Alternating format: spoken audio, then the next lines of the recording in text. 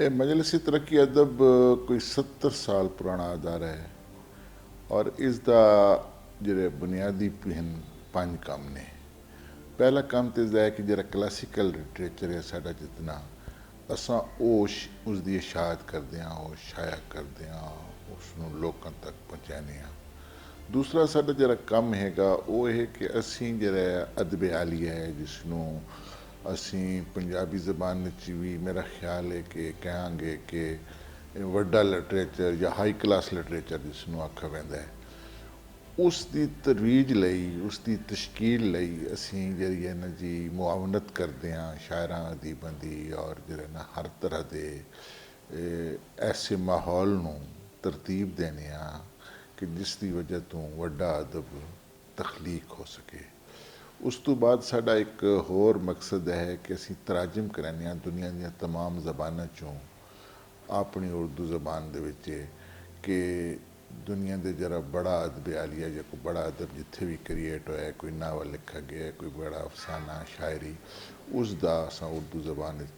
तर्जमा कराने और फिर उस किताब में छापते हैं। इस तो इलावा असा अवार्ड्स भी जरा ना जी देने साल दे के अच्छी हर जी साल की सारा तो चंगी किताब है उसके उत्ते, बल्कि असी साल जी सब तो अच्छी कोई मजमून है साल का सब तो अच्छा उसनों ही अवार्ड देने और जरा सब तो अच्छा कोई नज़म है या कोई गज़ल है उसनों ही देने। अवार्ड का सिलसिला काफ़ी अरसे तो रुकोया सी, उसका असी हुण दोबारा इजरा किया है। तो असी कोई इत्थे नवे काम जरे शुरू किए ने वो सारे असी जिस हिस्से ले तुसीं साडा कीता है जरा म्यूजियम है। ये लाहौर अदबी अजायब घर है। ये जरा अदबी अजायब घर असी बनाया ये पाकिस्तान पहला अदबी अजायब घर है। इस अदीबा शायरां दियां जड़ियाँ बड़े बड़े साढ़े बजुर्ग शायर जड़े गुजरे ने उन्होंने बिलांगिंग उन्होंने हद दियां लिखी हुई तहरीरां उन्होंने इस्तेमाल दियां चीज़ां वो सारियां अस सजाइयां ने ताकि साड़ी जी अदीबा शायरां की जी हिस्टरी है जरा तारीख है साड़ी असी उसनों महफूज करने की कोशिश की है।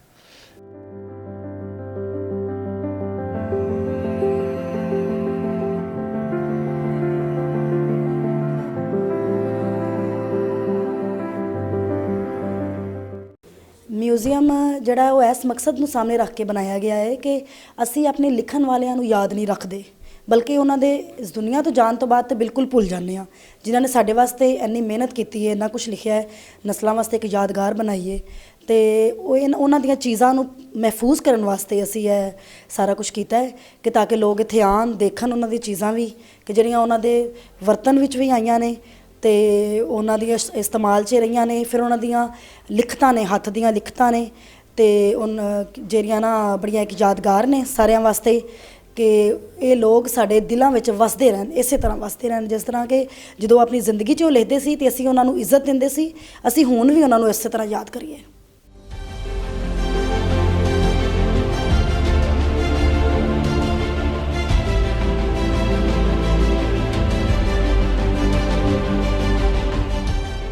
एक अदबी चाय खाना बनाया है। इस दे साडा कोशिश ये है कि जितने शायर अदीब हैं वो इत्थे बैठन ते अदबी मुबाहिसे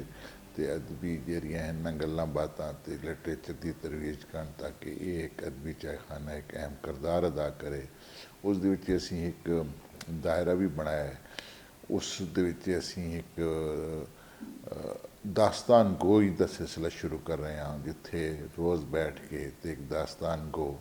कोई दास्तान सुनाया करेगा। इस तो इलावा इतने फंक्शन वगैरह करने लई भी और अदीबियां दे बैठण लई एक असी काम किया है। एक नवी बिल्डिंग भी नाल परों बनाने का काम शुरू है। उस दे विच साडा एक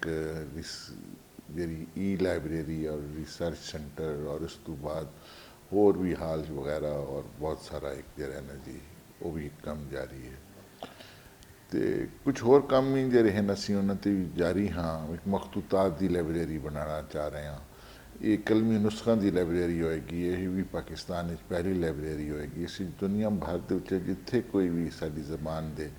जेरे मखतूते मौजूद हैं, जेरे कलमी नुस्खे मौजूद हैं, उन्होंने असी 5-5 कापियाँ करा के जिल्द करा के रखेंगे ताकि कोई भी शख्स जो रहे वो उन्होंने देखना चाहे, पढ़ना चाहे, उन्हें तक रसाई हासिल करना चाहे, वो उन्हें तक पहुँच सके।